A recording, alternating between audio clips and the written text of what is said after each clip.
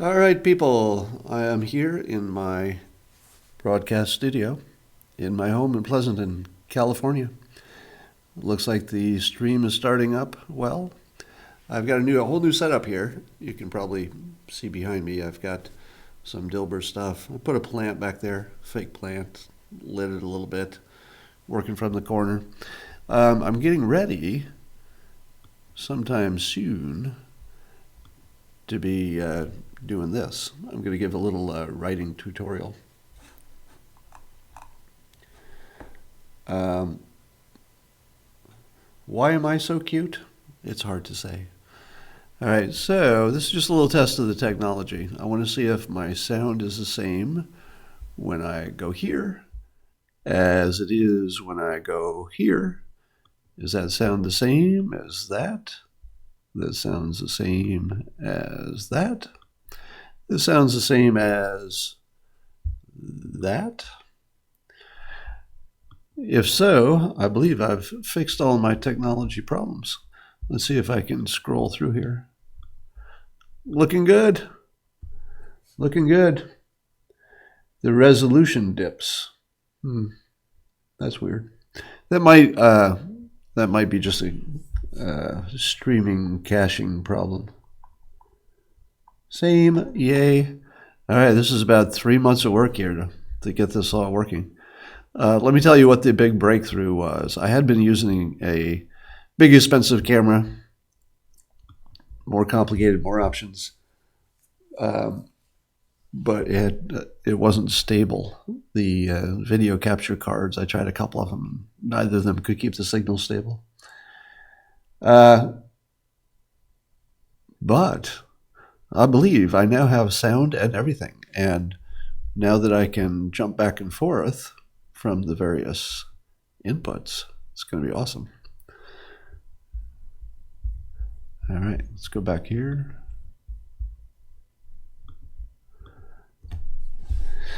Does anybody have any questions while I'm here? I mean, might as well. The white balance is cool for me. Temperature too high. I turn off the other monitor. Let's see if that changes anything. Oh no, it didn't. Yeah, okay. Well, before the monitor itself was too bright. What would it take for you to ever criticize Trump? Why is it that people think I haven't criticized the things he's done? I've criticized plenty of things. What is it in you that makes you think that I think it's all good? Any tips on writing headlines? Well, there are good books on that. I would just pick up a book on that. That's a special, sort of a special situation. Remember when Trump refused to criticize the KKK because he said he couldn't hear the question? I don't know why he didn't do it, but clearly a mistake. Could you do a tech deep dive on what you're using for your setup? Yes. Quickly, I've got a high-end Mac that's just an Apple computer just running my main software here. I've got a high-end Logitech Cam that's just their high-end HD. They have one that's made for streaming, so it's made for this. I'm using Wirecast software that allows me to change the scenes and select which audio source I'm using. Does Wirecast auto switch scenes? I don't understand that question. What do I think of 4chan? Well, they're very amusing and clearly very effective.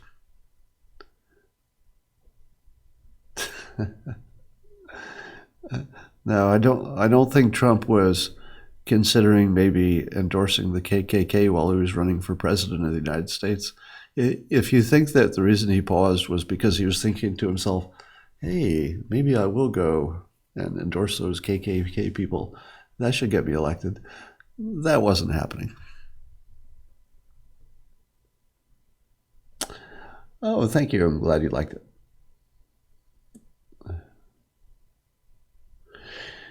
You say, I seem to think each and every one of his actions is premeditated. No, you see, that's a mental problem you're having. Because if you think that anything I'm doing, or really just in general, anytime you say, and every time you say this, and 100% of the time you say this, as soon as you phrase the statement that way, a reasonable person without knowing anything about it could come in and say, well, there's cognitive dissonance. There's someone who needs to turn a reasonable situation into an unreasonable one just to criticize it. Now, if I had never criticized Trump about anything, like 100% of the time, well, I would be crazy, and that would be worthy of criticism. But you have to change it to that crazy thing that I don't do or say in order to criticize it. So when you see somebody turn what you're doing into some kind of an absolute, well, you've never criticized. You say everything he does is right. As soon as you hear that absolute, you know that they're not dealing on the plane of reason. Thank you. Glad you liked the book. Do I have a prediction for the French election? I think the polls will be correct. That's my prediction. Build the wall. Trump has already built the wall. It's a psychological wall. It's already reduced immigration to probably below the point that we even want it. Because it's not like we don't need, some labor. How do you know when he's struggling? Yeah, it does seem like nothing phases him. You're right.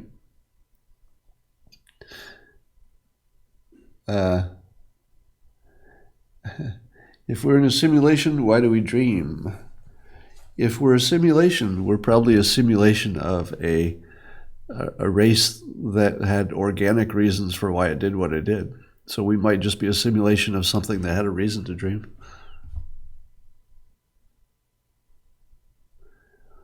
How would you read someone to develop a linguistic kill shot? Well, that would be beyond the scope of this broadcast, but the general idea is you want something that when people hear it, they immediately say, oh, that's true. Especially if they haven't thought of it that way. Like a low energy jab. As soon as you heard it, you looked at him and you thought, well, yeah, that's kind of true.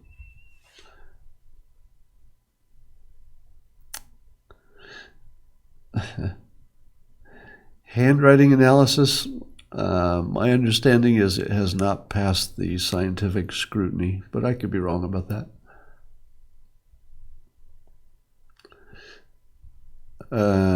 What books for critical thinking? I would read my Persuasion reading list because it doesn't tell you how to be logical. It goes about it the other way, which is to tell you all the ways that people are irrational and then what to do about it, which I think would be a more productive direction. The Trump is crazy thing, no, nothing ends as quickly as a major attack like that. I think the Trump is crazy thing will have to go away if he just keeps doing things that are Republican but effective. In other words, you could hate it because it's the Republican plan and you're not a Republican or not a conservative, but it's going to get harder and harder to say he can't get anything done if he keeps getting things done. And it looks like it's heading that way. Because frankly, Congress, if Congress gets things done, it's going to look like he did his job. And international events are going pretty well. Don't look as washed out with the greenery behind you. That is correct. The only way I learned self-hypnosis is that in hypnosis class, we were all hypnotized. The students were on a regular basis as part of the practice. And the instructor just gave us all a suggestion that if we counted backwards or counted from 1 to 20, we would become relaxed the same way we were relaxed when he did it. So we just sort of remember his voice and him counting, and I just put myself in the room and I have the memory and I just go into a relaxed state. I don't know if there's another way to do that, but that's the only way I know. Anything about McMaster yet? No, I haven't been asked that. What's the question about that?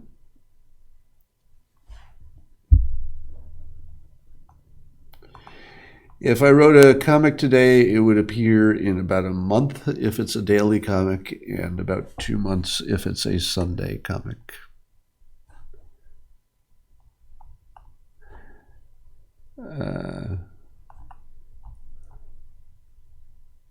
Where did I learn hypnosis? At the Claremont School of Hypnosis in San Francisco, which does not exist anymore. 3 things for a talent stack for a young person: speaking, business writing, not writing in general, business writing, which is the simplified version. That's what I'll be teaching you on YouTube probably this coming week. And technology. So, as many technology topics as they can master.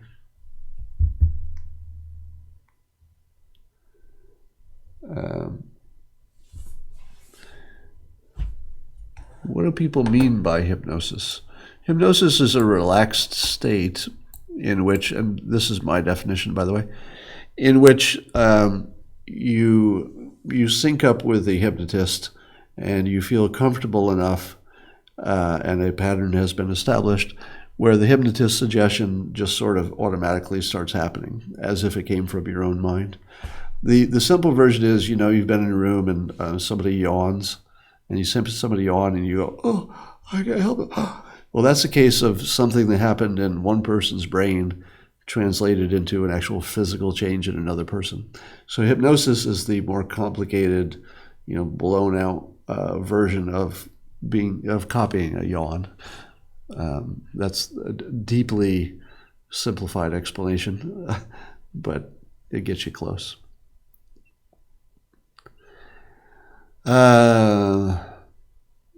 How many Dilbert comics do I start but can't find a good punchline? Well, a lot of the comics are iterative, meaning that I start with one idea, but it doesn't work, and then I pivot to a new idea, and I keep the first part or don't, or I get to the end and I have a new punchline, so it's easier to rewrite the first one than to write a new comic. So it happens in all different ways.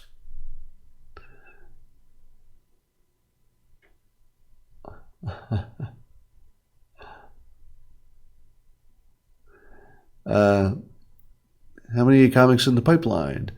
Well, as I said, the daily comics are a month out and the other ones are 2 months out. So at any given moment, there's either a month or 2 months in the pipeline. And then beyond that, in unfinished form, usually 2 weeks or so.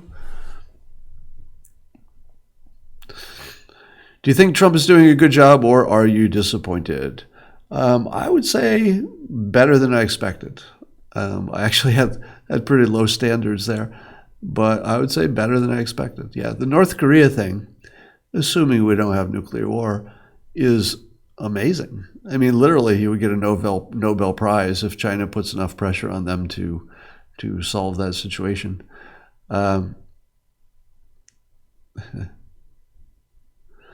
I never feel guilty. Can you please say one bad thing about Trump? Sure. He says lots of things which are factually untrue.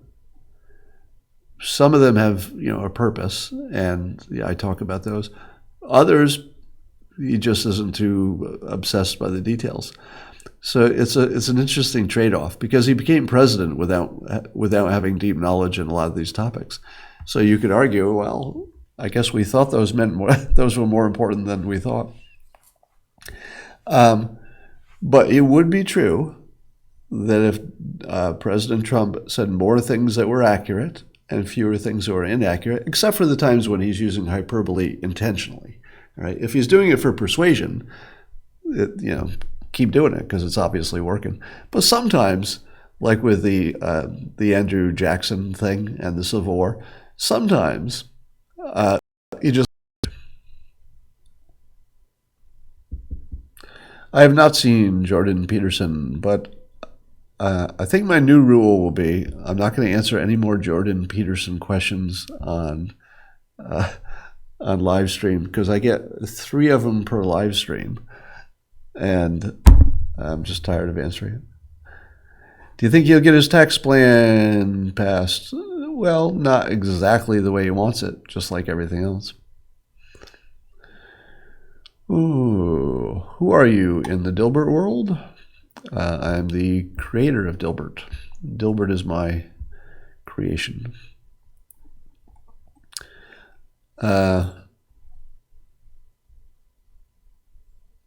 Is hypnosis and persuasion just verbal programming, like installing new software in a flimsy OS? Yes. Analogy-wise, it's pretty good. What do I get out of live streaming?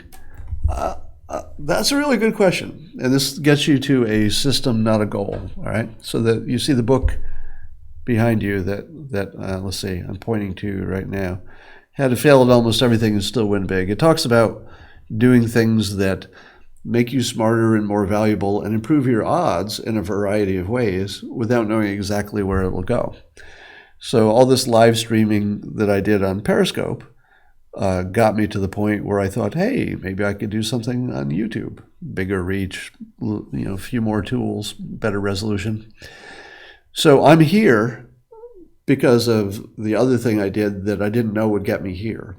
But I did know that everything I did in that realm would make me better at that stuff, and it would give me more options. And video is sort of the future. It's easier to monetize and all that. So as a writer, blogger, sometimes pundit, if you can master this, it goes well with what I call the talent stack. So it piles really well with the things I can already do. As you can see, I'm comfortable talking in public on a variety of topics. But what good would that be if I didn't also learn how to do what I'm doing now, which is, figure out the technology or have somebody else figure it out for me and, be able to present it. So where this is going is, I don't know. I know that this coming week, I'll give a free tutorial, although I guess there'll be some ads on YouTube, but it'll be free from my end. A free tutorial on how to be a better writer. Now, what will that do for me? I don't know. But it could do a lot of things for me. It could drive people to my blog. It could help me sell my next book. It could create some goodwill that helps me some way. It could just make other people better writers. That's okay. I wouldn't mind that. Thanks for watching. Does the PR industry need to reinvent? Yeah, well, they're doing that. They're reevaluating and reinventing. I think that's an ongoing process. Oh, thanks for the $1. Stefan was part of a white nationalist cult. I don't believe that story. New YouTube monetization. I might not know what issue you're talking about there. Will mainstream media eventually be obsolete? Yes, just like everything else. There's nothing you could pick that isn't going to be obsolete.